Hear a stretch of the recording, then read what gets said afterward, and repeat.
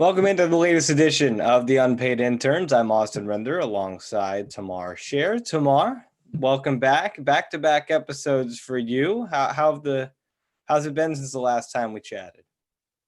Pretty much the same. Yeah. Still sunny outside, which is good. It's crazy. We have back-to-back female Michigan grad sports stars.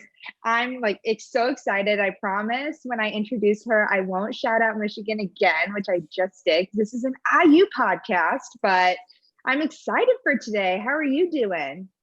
Oh, we're doing good.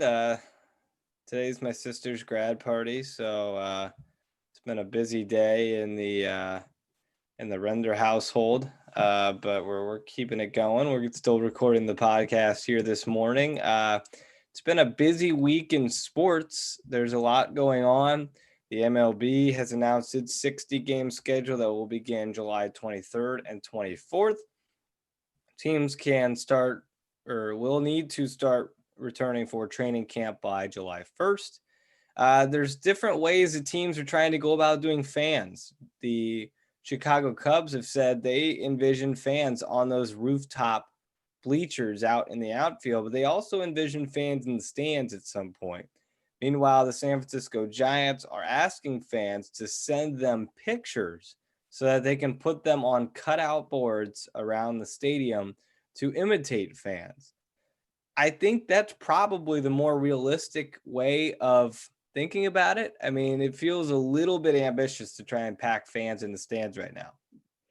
Absolutely. And what they're also saying with the Cardinals, what I've been reading here in St. Louis, is what they're doing is saying the fans that are going to be there are going to be the fans that are in the apartment buildings out and outfield. So I don't think there's much hope for fans being in the stands. And that's an interesting discussion as well, because we're really not even talking much about what's going on with the fans. I know the season ticket holders for the Cardinals are getting half their money back if they ask. So it's kind of a touchy subject right now, because the discussion has been, of course, on the safety protocols, regulations, getting baseball back, but not much of the conversation has even been around what's happening with major stakeholders and major season ticket holders that are craving baseball as well, but they spend a lot of money for these tickets that they're not even going to be able to go to, or they don't even know if they can go to any games.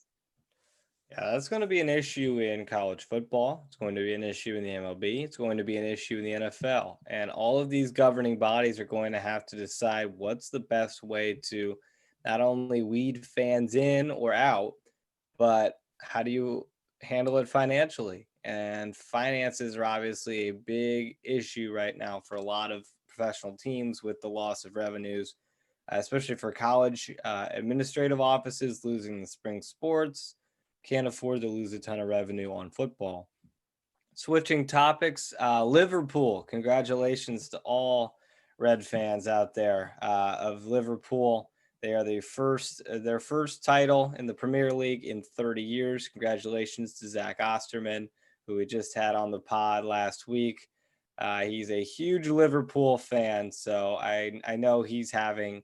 I bet his party's still going. If I know Zach, he's still partying it up. He was taking a victory lap on social media yesterday. So congratulations to Liverpool fans. They won off of Chelsea, knocking off Man City yesterday. It is the earliest win ever in the Premier League with 7 fixtures still left on the schedule. So really impressive performance by Liverpool. Other news, Vince Carter is retiring officially. We kind of knew it, Tamar. He's a legend in the NBA. We kind of knew it was coming, but he has officially announced that he is not coming back. The slam dunk champ, no longer going to be with us. He was the slam dunk champ in 2000. And Vince Carter has really made a name for himself. He really brought the NBA to Canada. He really made a name for himself and made it really popular. And he's always going to be a brand ambassador, no matter how many wins he got. He is that total package. Everyone knows him for that slam dunk prowess. And he's going to be totally missed by the Hawks and by the league in general. But lots going on too. And I was just reading that the marathons, the top marathons, Berlin Marathon and New York Marathon postponed or canceled. So it's also interesting from the standpoint of the cancellations here in the United States and around the world, but everyone's not quite on the same page of whether or not they're going to cancel for those runners either. That's another topic that I just wanted Yeah, to bring I up. think cancellation makes the most sense. Postponing is tough with an event like that you have so many things that you qualify into. And you just there's that's going to be a tough event with, and we don't know how long this is going to be. You can't postpone the New York City Marathon until December. They're not going to run it in December, so Right.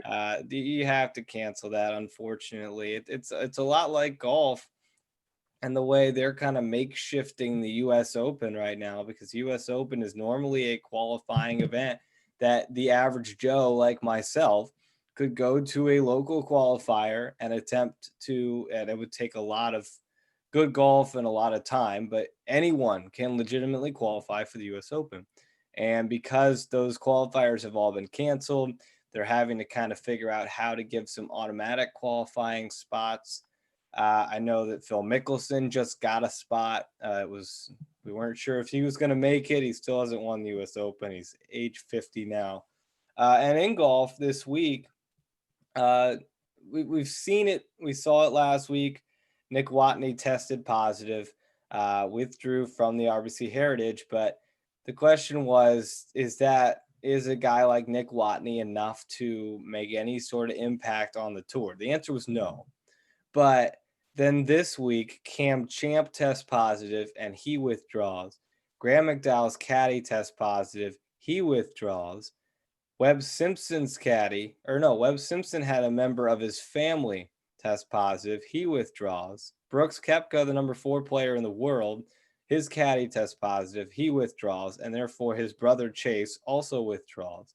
So 5 WDs this week in golf. It was enough to cause a press conference that was just a bunch of mumbo jumbo from Jay Monahan, and they continue to go on as planned. But certainly showing you at least the sport that in theory would make the most sense to return because it's an outdoor large area sport. It's just showing you even the difficulties of making that sport work. And it just feels like a warning sign to other sports like, look, we have arguably the easiest on course maintaining social distancing here, and we can't keep people in a bubble. We're traveling city to city. The bubble's not really a thing. It's certainly a little concerning that golf is starting to spread and the NBA is scheduled to come back in about a month, and the MLB is going to come back in a month. And you just hope people are going to test positive. You hope that the leagues have things in place to handle that.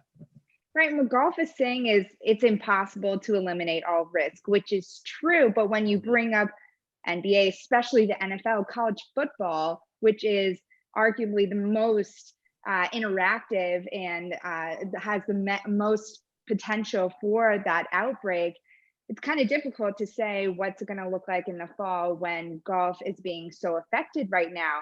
And they're still putting on the Memorial Tournament, which is set to be scheduled in July 16th through 19th from Dublin, Ohio. And that's going to be the first tournament, I believe, with spectators. It doesn't make any So, sense at all. They're going to try correct. and fit 8,000 fans in there. And my personal opinion, I'm a huge golf fan. There's no reason to jeopardize the majors, which are coming in August, September, and November. There is no reason to jeopardize the golf in the fall by trying to fit 8,000 fans into a good tournament, but not a major tournament in July. It just Right. look at the landscape of our country. It doesn't make any sense right now. I would say the same thing about a rally for a presidential campaign or a giant party. I mean, it doesn't make any sense right now to pack people in and just create a breeding ground for this virus. This virus loves giant groups of people. The And I get pandemic it. is still alive. Right. A golf course is huge. In theory, 8,000 people could spread out. But if Tiger's there, they're all going to Tiger. Whoever's winning on Saturday and Sunday, they're all going to that group. And it's not like you're going to be able to say, okay, 100 fans get to be on each hole. It's just not going to work. So I'm very, very concerned about the fact that they have not said anything about that. I could see them going back on their word, but I don't know. It's very, very frustrating if they do try to do that and end up ruining things. But tomorrow we have a great guest here. Back-to-back episodes, you've brought in some really good guests, and I'll let you bring in this one here. Ruthie Polinsky. Ruthie Polinsky is coming on. Hello, Ruthie. She is sports reporter and anchor now for NBC6. I just can't keep up because she's doing so many great things. Hello, how are you? Oh my gosh, I'm literally so embarrassed that you guys have Tracy Wolfson on and then I'm the next guest. I'm like, oh, like, okay, gotta follow that now. Like, she's got these amazing stories and I'm like, I'm just like new in this industry. But what I just told Austin, 2 incredible female mentors for the 2 of us coming from a Big Ten school. I caught myself, but Michigan, of course, go blue for you. We see the mug. We see the well-placed coffee mug back there. Put on my hat. Oh, and a hat. I took Tracy's advice and I moved my head over just a Austin, bit. I was going to call you out. I mean, it's you still. Can see it now. I'm blocking the Michigan flag now, so that's right where I want my head.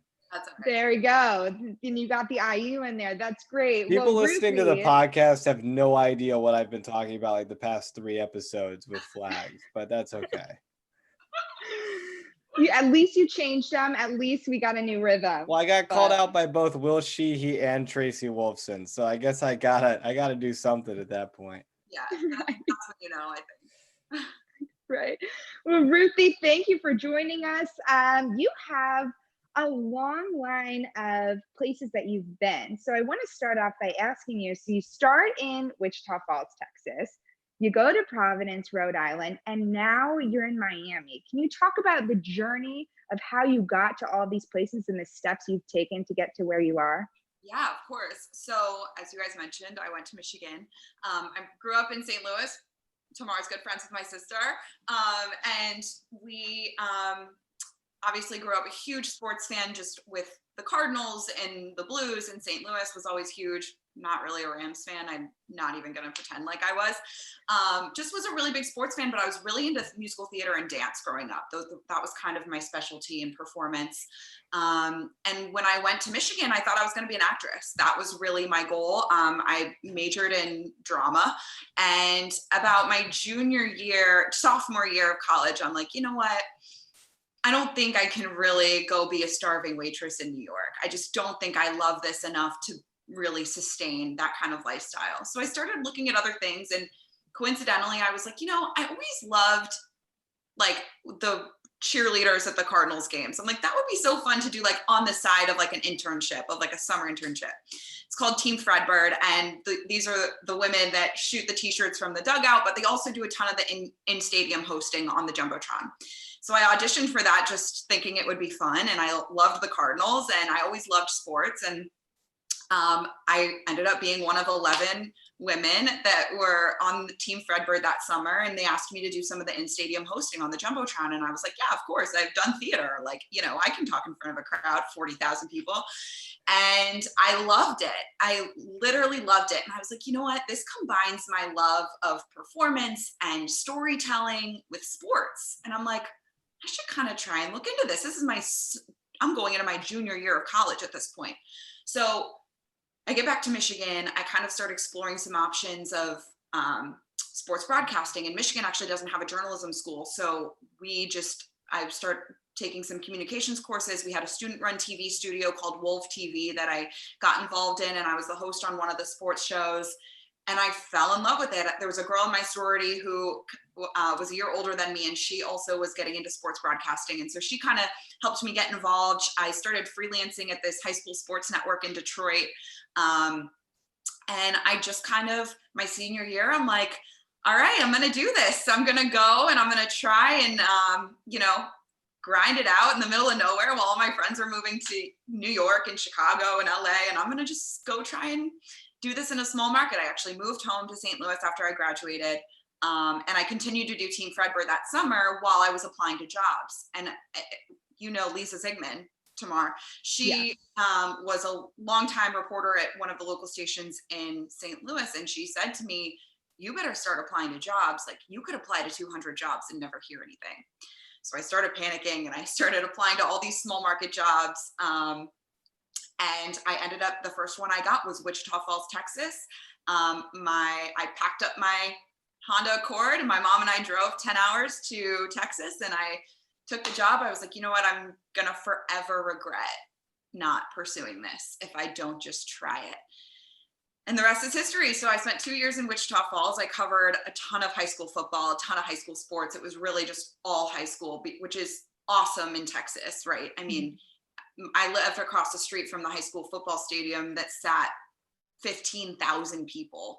And it was packed on Friday nights, like especially the big rivalry games, it was standing room only. I'm like, where are all these people coming from? It's unbelievable in Texas, high school football.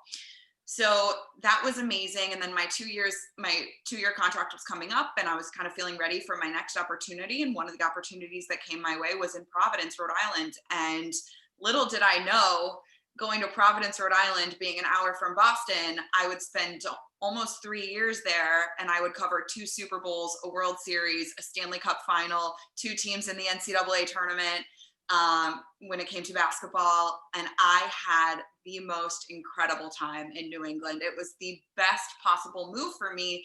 And it was a medium-sized market, and market, 52 or whatever it is. Coming from market 147, I went to market 52, but I was covering the biggest events. When I had peers that were in great markets, huge markets, that weren't having the kind of opportunities that I was having. So it really just, timing really worked out for me. And I had some really incredible experiences. And in January, I was contacted by NBC6 here in Miami. I was recommended for an opening, for the sports opening that they had here, by a mutual connection. And I jumped on it. And I moved here March. This is a great story. I moved here March 3rd, I think. My first day on the job was a Monday. I think it was March 9th. And that was very orientation based. My day 2 on the job, I covered the Heat practice. And that was when we were kind of hearing rumblings of, hey, there might not be fans in the stands in a couple games. Like, how do you guys feel about that? And the players were saying, we don't want to play if there aren't fans in the stands. Like, we're not doing that. The next day, the Heat were playing the Hornets. And it was my first Heat anything that I'd covered in Miami, at day 2 on the air. Okay, my day 2 on the air. Covered the Heat game. Before the game was when we knew that Golden State was going to be playing without fans. So we were asking them before the game, hey, and they were like, you know what? If we got to do it, we got to do it. I'm watching the Heat play the Hornets, and I'm also on Twitter, and the NBA season's getting canceled. And I'm watching this. It was the most bizarre thing. So producers are on the phone with me. They're like, hey, Ruthie, welcome to NBC6. You're the lead at 11. And I'm like, okay. So it was this really I was thrown to the wolves. And obviously people have been like, wow, what a terrible time to start a job. In a lot of ways, it was the perfect time to start a job, because I had that experience right my week 1 thrown on the air. You're looking at my studio. This is where I anchor sports from home. So I've been kept on sports. They've had me continue to do sports stories, which has been awesome. And it's been a really, really amazing experience, all things considered. So that's the long version of my story and how I got here. But here we are. Wow. I'm You're muted. I there, muted Russ. myself and I forgot to unmute myself. That was such a good story that you answered the next 3 questions that we had on our rundown. So that was really quite impressive. You mentioned it, a Super Bowl, a Stanley Cup, the NCAA tournament, World Series. How do you rank those if you can? Which one was the best? I don't even know. Yeah, so I covered the Super Bowl in Minneapolis when the Patriots lost to the Eagles. And then the next year is when I was in Atlanta, the Patriots beat the Rams. And I would say that when the Patriots beat the Rams in Atlanta, that was like spiritual. I mean, it was this like, I'm there for 10 days covering all the stories leading up to the game. I'm on the field after the game. I'm running around the field during our post-game show. We had an hour and a half long post-game show after the game because it was on our air on CBS. I was CBS in Providence. And I'm running around during commercial breaks, grabbing players to grab them for like live interviews on our show. And they're so happy and they have their kids in their arms. And it's just this like, all of their hard work. And it's also like all of my hard work, right, from the season. And it's all accumulating. It's all coming together.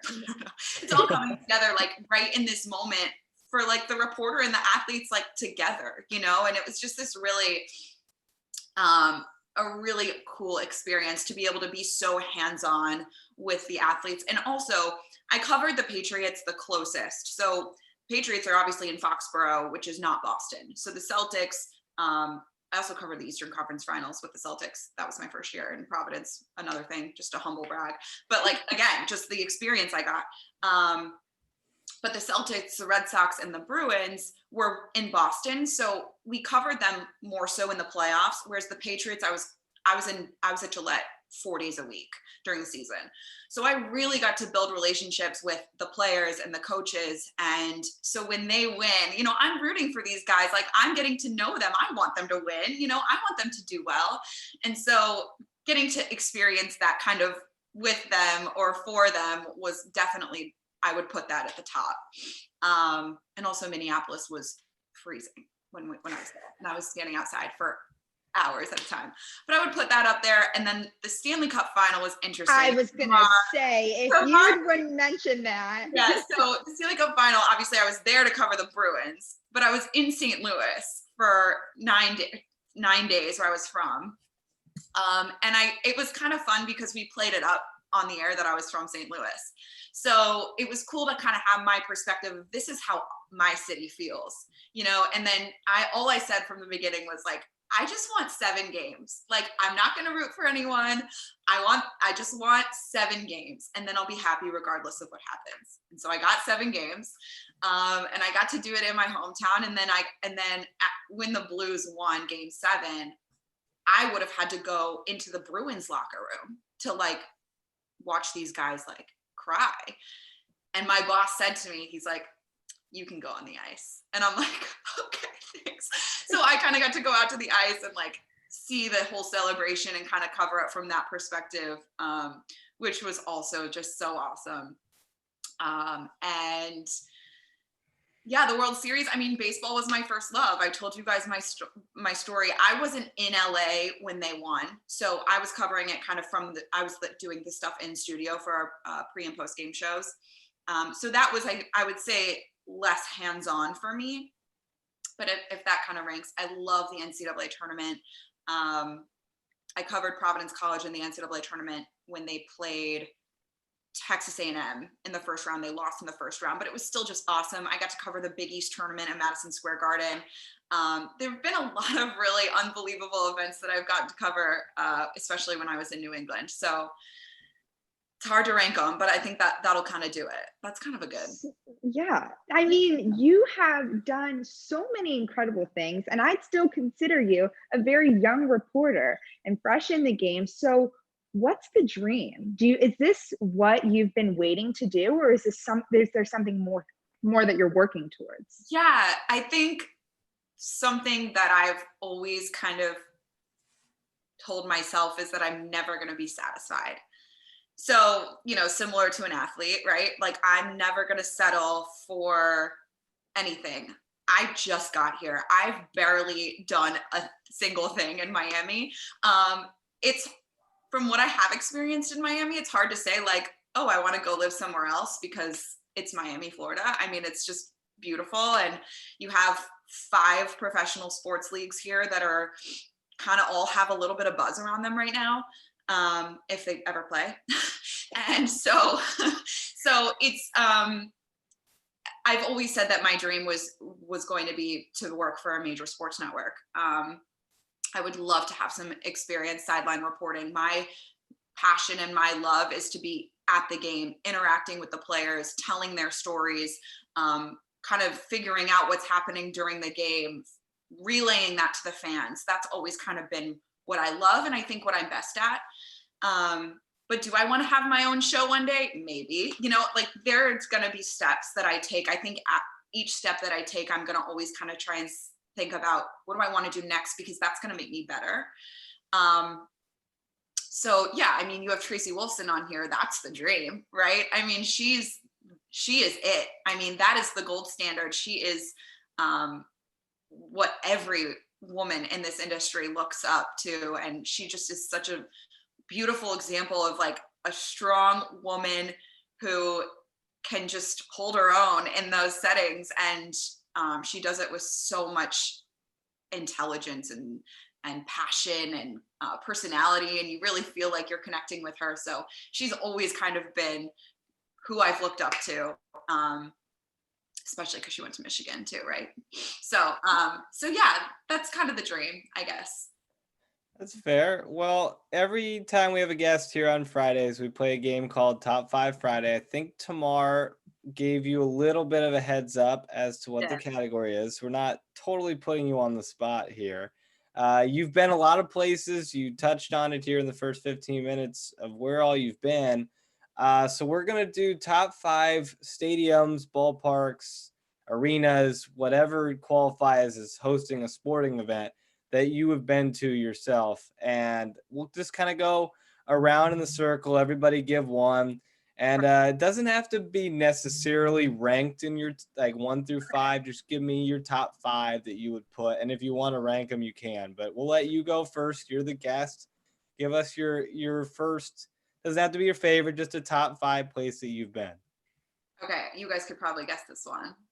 Number 1, the Big House, right? That's on that should be on every sports fan's bucket list. You walk into that place and it is, your whole body is overcome with like emotion, just because it's like, whether you're a Michigan fan or not, it's just the size, right? But at the same time, like the look of it and the sounds, it's just this spiritual experience. Obviously I'm biased, but I'm telling you, like any sports fan would feel this way. And you guys being Big Ten people, you have to go if you have it. IU's supposed to go this year, so we'll see.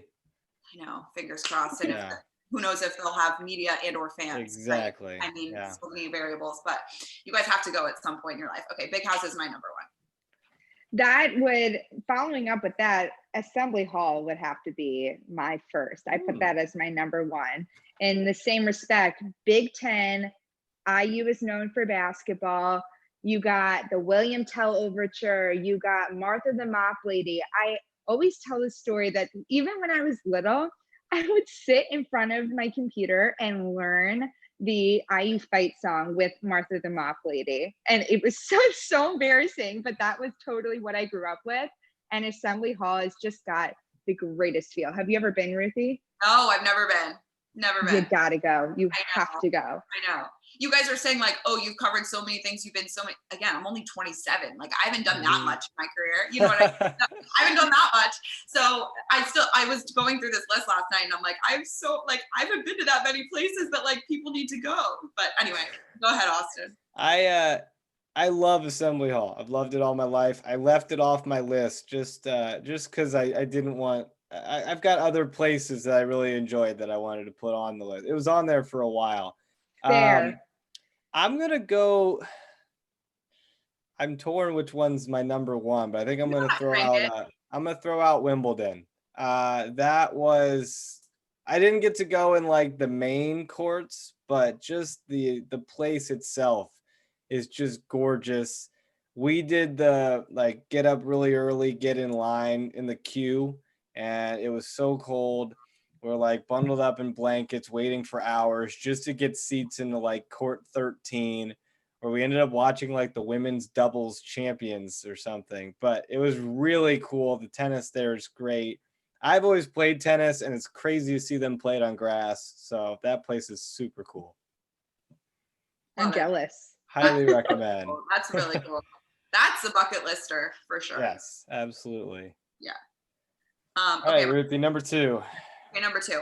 These get a little jumbled in my rankings, so I'm just gonna Okay. kind of run Yep. through that. But most of them I have like some sort of emotional connection to, and this one obviously makes sense is Busch Stadium. And I'm gonna say the new Busch versus the old Busch, but the new Busch is where I feel like I figured out what I was gonna do, and I don't think I would have had the clarity without that place. And I just, you know, again, it's a religious experience for me when I walk in there and you see the arch and the Cardinals and just the logo. It's just this like very emotional venue for me.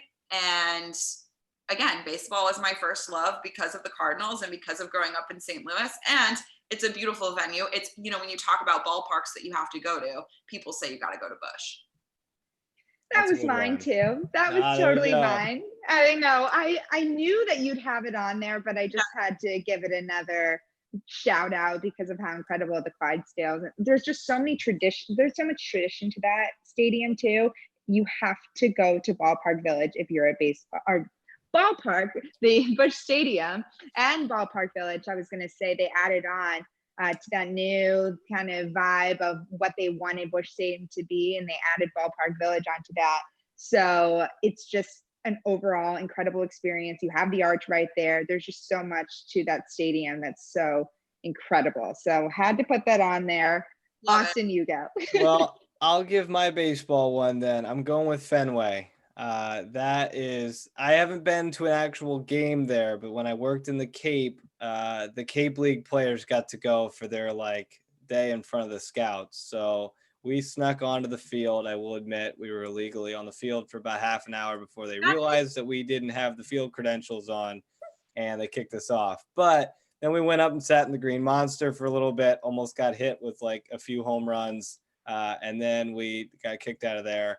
But it was fun. We sat and just kind of moved around the stadium. That place is like, you see it on TV, you think it's weird dimensions, and you get there and you're like, how is this a baseball stadium? It just doesn't, it juts and so short in left field, so deep in right center. It's so strange, but there's something, just seeing the excitement of the Cape players getting to go there was super cool.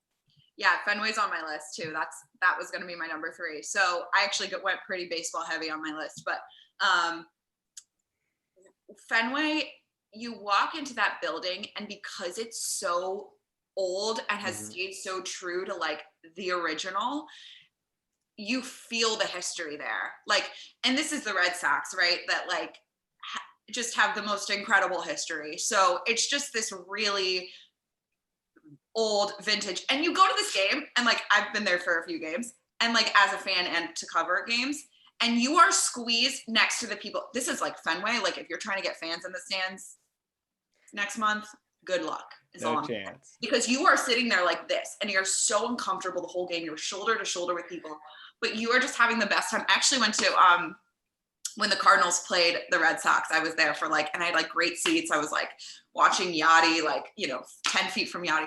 And I'm like standing there like, this is miserable, but like, why am I having so much fun? And it's just like, there's nothing to do there other than watch baseball. Where I feel like when you go to Busch, you kind of have the fan experience. You have all these different like patios and parks and different bars and things like that. Like Fenway, you go there to watch baseball. Like that is it. And I think that's what's really cool about it.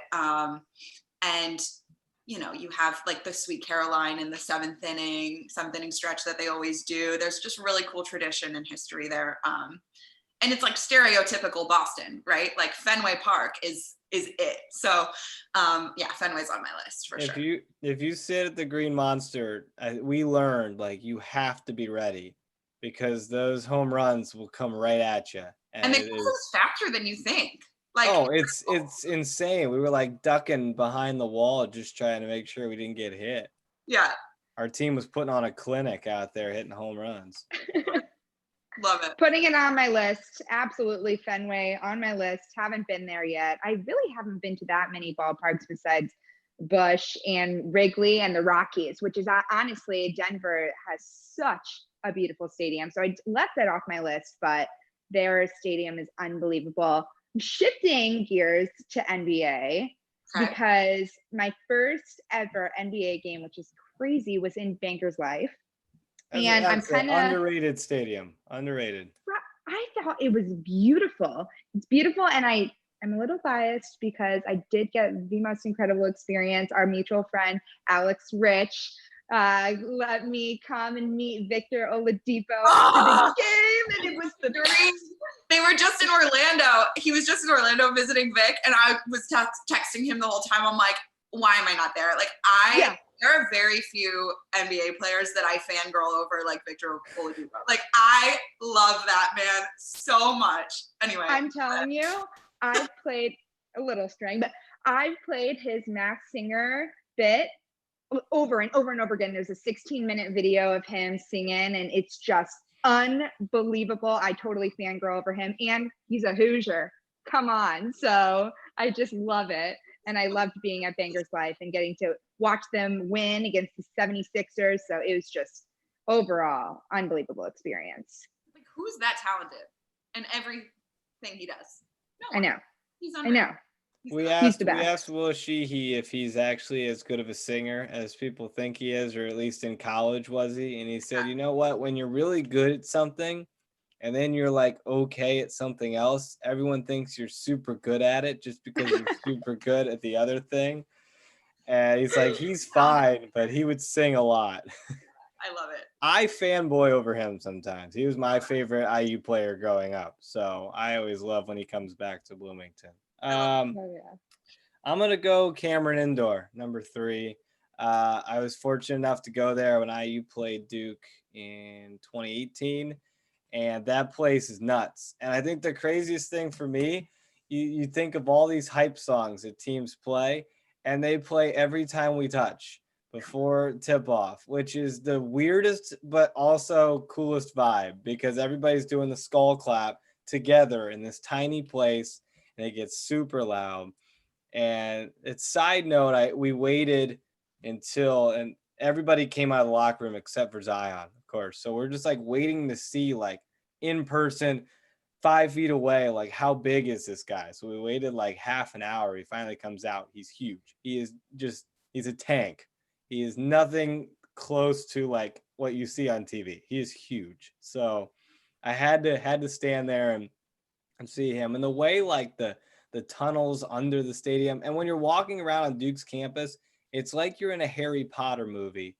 And then all of a sudden, literally from the outside, it looks like a Harry Potter like castle. And it's like, oh, that's Cameron Indoor. Like, what? How? But it looks tiny. It looks like just a Gothic building, and it's one of the coolest buildings in college basketball. I love it. So awesome. Okay, it's me now. Okay. Yes. Yeah. So I wanted to put TD Garden on my list because I saw so many. First of all, Stanley Cup there was like the most incredible atmosphere. And also, again, just the historical significance of that place. Like, you just see the Celtics banners and like all the numbers that are retired every time you walk in there, and you're just like, what is this place? But I'm not putting TD Garden on my list. Instead, I'm going to do Madison Square Garden. When I covered the Big East tournament, that was probably one of those surreal moments where you're standing on the court. And this was for the Big East tournament. It wasn't even an NBA game. And I'm standing on the court, like New York City, like the Garden, right? Like that is a place where you're just like, so many people have come through here in all different kinds of sports and all different kinds of performers. And it's just this really kind of special feeling to just be standing right there in the center of it. And I covered the Big East tournament there. And then I also went for a Syracuse UConn basketball game, which is just, that's just like when New York comes together and they're just like, it's just loud. It's a great environment. So that's a place. I also have seen Michigan play there a few times, Michigan basketball. Michigan Penn State played there that I saw. That was awesome. So that was a good one. That's going to go number 4.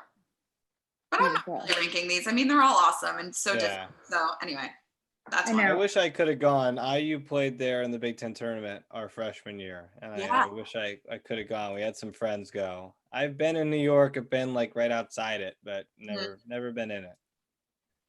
I totally don't have as many as you guys do of cool venues, but I'm obviously St. Louis girl, so I have to say formerly Scott Trade Center, now the Enterprise Center where the Blues play. It's a real experience. Austin, you have to go if you haven't. It is just so electric, even when they weren't the best, which was, yeah, oh yeah, oh yeah. This is Let's what go we've done power play. Blues. Yes, the power play motion. So yeah, I mean, even when the Blues weren't fantastic, which they weren't for a very long time, that place was always electric and it was always an experience. That's what St. Louis sports are, is everything is an experience. It's not just to go and watch I'm sorry, but when you go to Boston and you had that winning atmosphere, yeah, of course it's going to be crazy, but when you're still rooting for those teams that don't, like the Blues, who don't have that under them, and you still see that fan base there and how incredible the atmosphere, that's what I break it down to, is how awesome the atmosphere is. Love And I that. loved it. This girl. Love it. Honestly, that's how I felt at the Gator Bowl with IU football, because it was actually like a fan base that when you're at Memorial Stadium, it's like half full. People are just drunk and tailgating. But like at the Gator Bowl, like people were legitimately into IU football, which was a strange but amazing feeling that like everyone got behind a team that normally stinks, but was actually Who's the 8-4. quarterback at IU? Yeah. Okay, I'm gonna go with the Horseshoe, Ohio Stadium. That place is awesome. Comes on your list, Austin. You're good. I've been fortunate to go, and I left a few off that I would have liked to put on there, but the Horseshoe's definitely on there. Grandpa took me there. He took all of us grandkids. My grandparents are huge Buckeye fans. I know. I don't like the Buckeyes. Yeah, no, we don't. None I don't of like us the Buckeyes do. either. But fun story, but the one game he took me to, I'm probably 10 or so. I don't remember when this happened. I could easily Google it, but because it was the one game so they're playing Ohio, and the Bobcat, I guess this guy who got to be the mascot of the Bobcat only did it because he wanted to fight Brutus. So they legitimately got in a fight on the sideline, and we all thought it was a gig, like, oh, Ohio and Ohio State getting in a fight. No, we found out afterward, like on Sports Center, that like it was a legitimate fight. That like these two were literally fighting each other in their mascot costumes. And we're just sitting there cheering them on, like, yeah, go Ohio State. And I want to see if I can figure out when this was. You know, I love mascots, Tamar. Oh yeah, Redbird it's my guy. Oh yeah, absolutely. Yeah. That's one of the most fun parts of the Cardinals atmosphere as well, is those Cardinals girls, Team Fredbird. It's unbelievable. It just gets everyone really hype. It's so awesome that you got to do that. Oh my gosh, it was the best. All right, last one. No pressure. It's got to be a good one. Please. Okay, so you mentioned this one, Tamar. And again, I'm going baseball, but Wrigley. Yeah. Okay. I hate the Cubs, but I gotta go Wrigley. They've revamped it a little bit to make it a little bit more pleasant than like a Fenway experience. Also, we didn't talk about this at Fenway. Like you also can't see like parts of like their posts. Like yes, I noticed that. So Wrigley's a little bit more of a pleasant like fan experience, but they've done such a good job of maintaining like the historical kind of like vibe and feel. Like you still kind of get you have the ivy wall, and like the scoreboard is like digital, but it still is like the numbers, that you like flip and stuff. Yeah. So they do a really good job. Obviously, Ballpark Village in St. Louis is kind of modeled after Wrigley, and how they have kind of the bars across the street and like the fans that are on the rooftop. Wrigleyville. So it's a very cool model, and you're in the heart of Chicago, so it's just a very cool. That's a really, really amazing stadium. I have never been a huge baseball person, but I can't even remember. Like it's been a while. I've been there probably twice, and I just remember like it was before they revamped it. So it was like Fenway. You had to hope you weren't right behind a post and hope you could actually see everything. But I don't remember it well enough to put it on my list. but my roommate is a huge Cubs fan and he swears by it. So Ew. My honorable mention, if I can for a moment, yes. is just because I don't have any NFL stuff on here. I obviously love Gillette because I had like an emotional connection to that place, and it was like the first NFL team I covered. But it's not like cool. I mean, it's cool because the Patriots win every game. Like, it's not like, it's not like a cool thing. But I did get to cover the Patriots when they played the Steelers at Heinz Field. And that fan base and that stadium is out of control. I haven't been to like Lambeau or any of those like big ones, but Heinz Field, underrated. That like they have so many cool traditions, and the fans are it's so loud in there. Like the whole atmosphere and the whole experience. Obviously, they were playing the Patriots. The game that I covered had incredible playoff significance, so there was like a lot going there. But it's a really, really, really, really cool stadium. Beautiful. That's my yeah, I don't have any strong ties, unfortunately, to NFL stadiums just because me neither. our Rams left us. But so I was just never really a huge fan of them. But we were we were babies for Greatest Show on Turf. I mean, not babies, but I wasn't really like interested. No, yeah. Right. We didn't really know what was going on. But no, I mean, I would do Wrigley injustice if I didn't put it on there. So I talked about it. I'm thinking about it. I'm looking at my list. It has to be on there. It's it's a Fenway. It's like a Fenway. It's historic. You have to go at some point. Okay, I hate the Cubs, but I did go to a Cubs Cardinals game, which is the best game to go to. And it was I loved it. It was amazing. And it's old. So I'm biased, but I do love Busch Stadium better. But Wrigley is just a good place that you need to go if you're a baseball fan at all. But continue, that's a Austin. fair assessment. Go for it. I'm taking it out of the box. We're gonna go with I've only been to one, and it rotates, so I'm not gonna lump the one course I went to, but I'm gonna say the British Open. Ooh, I got golf in there. I love it. Just the all the courses are so cool, and we were able to go to one in 2017 at Royal Birkdale, and it is so cool. It's, as a golf fan, I'm just like geeking out. Like, it's just a whole new way of playing golf. It's cold, but you don't care because that's kind of part of it. It's windy, you don't care. Like, it is an experience that any golf fan should go through. We were fortunate enough to be in London for 2 weeks, and during those 2 weeks, Wimbledon happened and the Open Championship happened. So we were like, when are we ever going to be here again? So we decided to do them both, and that one's definitely on my list. My honorable mentions, Assembly Hall obviously is on there. Mm-hmm. And as much as I hate them, Mackey Arena for Purdue. It is an absolutely incredible atmosphere. Assembly Hall, honestly, in my opinion, has some work to do to catch Mackey Arena.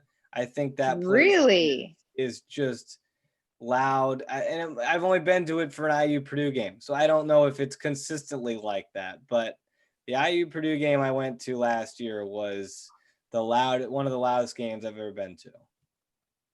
It's interesting you say that. I went for a women's IU Purdue game, and it was fun. And of course, I didn't get as much of the atmosphere as I would have if you went for the men's game. But I don't know, it just felt dark. It doesn't have the building itself is not as good. I guess I'm talking atmosphere more. I'm talking the way that it's a giant circle, so everything just juts into the middle. Didn't help that I was sick and I had no voice, and I was trying to call a basketball game yelling over these fans. But it was an experience for sure. So I put that one on there. Have you guys been to Hinkle? Have you guys been to Hinkle Fieldhouse? No, and I want to. That's bucket list. The plan was to go this year, but I don't know if that'll be happening. So at some point, would love to go there. Right. Cool. Ruthie, before we finish up with you here, I want to ask a question to you for the undergrad students that are listening. You're still so young in this profession. You're 27 years old. You've done so many incredible things. What advice do you have for those undergrads listening and wanting to get into the sports industry? So my biggest piece of advice, and I think it's a journey, right? Like you're always kind of figuring out what works for you. But I think what I have found to be my key to success has just been to kind of find my voice. So be you. Just like, don't try to be anyone else on TV. Don't try to be anyone else on the radio. Be who you are, because no one else is like you, right? So figure out what makes you you. What is your voice? What is your personality? And figure out ways to showcase it, right? Like, find opportunities to use your voice and to give your opinion and to showcase your knowledge and your experiences and what you've been through. Because at the end of the day, sports fans want to connect to whoever is telling them the story. They don't want to be hearing from someone that they can't relate to. So I think that there's a really important part of finding out who you are. And a lot of times it's not different from who you are on TV versus who you are off TV. And I think that's kind of been a lot of the feedback that I've gotten from viewers and from news directors and sports directors, is that what sets you apart is being you.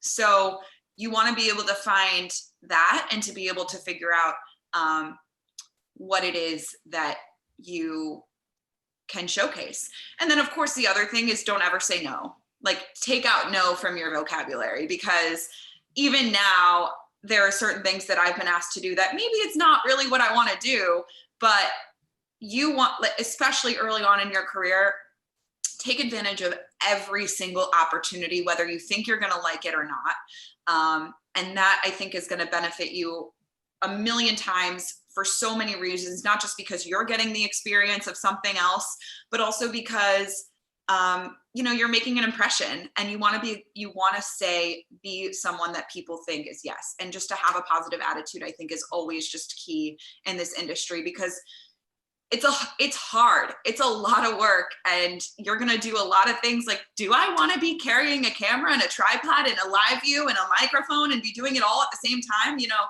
Not really. I want to be a reporter, but at the end of the day, I'm going to be a better reporter down the road because I've done all those other things. So really try and just take every day with this like positive attitude, knowing that maybe this isn't what you're going to do forever, but it's going to help you down the road.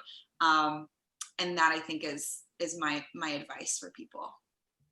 So good. Beautiful. Thank you so much, Ruthie, for joining us. Of course, you guys. I'm so proud of you both. This is so cool, and it's such a great thing to take advantage of, kind of the opportunity where people like me and Tracy Wilson, not that we're at all in the same category, but we have a little extra free time on our hands, so we're sitting at home, and it makes me so happy to see you guys putting in the hard work and doing this, and unpaid interns. Thank you, Ruthie. That's our summer right now. Yes, Unpaid interns, awesome. but we appreciate people like you coming on and giving your expertise and just having fun. I mean, that's kind of our goal, is we need to have some fun right now. So thanks for joining us. Stay safe and healthy, and looking forward to some sports soon. Hopefully, fingers crossed. Thank you guys so much. Thank you, Ruthie. Enjoy Miami. That was Ruthie Polinsky of NBC6 in Miami joining us today. Wow, what a fun show, Tamar. You continue to deliver great guests. What would I be without you? Come on, equal. But great week of guests. Another just great day. Probably, I'm going to say it, our best top 5 Friday yet. I would agree. I think that was our best one. So, and if you want to listen to any of our other top 5 Fridays, Will Sheehy's is a little different because we wanted to get to so many questions with him on. But all our top 5 Fridays are on YouTube, on the IU Sports Media YouTube page, where you're probably watching this right now, or wherever you're listening to this right now. You can go back and listen to all of our top 5 Fridays or any of our episodes. And I'll plug the Will Sheehy episode again because it was fantastic. He came on, talked a lot of things IU, Tom Crean, Oladipo himself, some of his best dunks, some of his NCAA tournament moments. So definitely go listen to that one. But Tamar, thanks again for bringing Ruthie on, and yourself as well. Thank you for being here. Have a good weekend. Enjoy St. Louis. Thank you. You too. Enjoy Indy and try and get in a golf game this weekend. I think I'm playing with the family Sunday. So Beautiful. we've got a tournament coming up. So we got to start gearing up for that. But for Ruthie, Polinsky, and Tamar Scher, I'm Austin Render saying so long from today's episode of Unpaid Interns.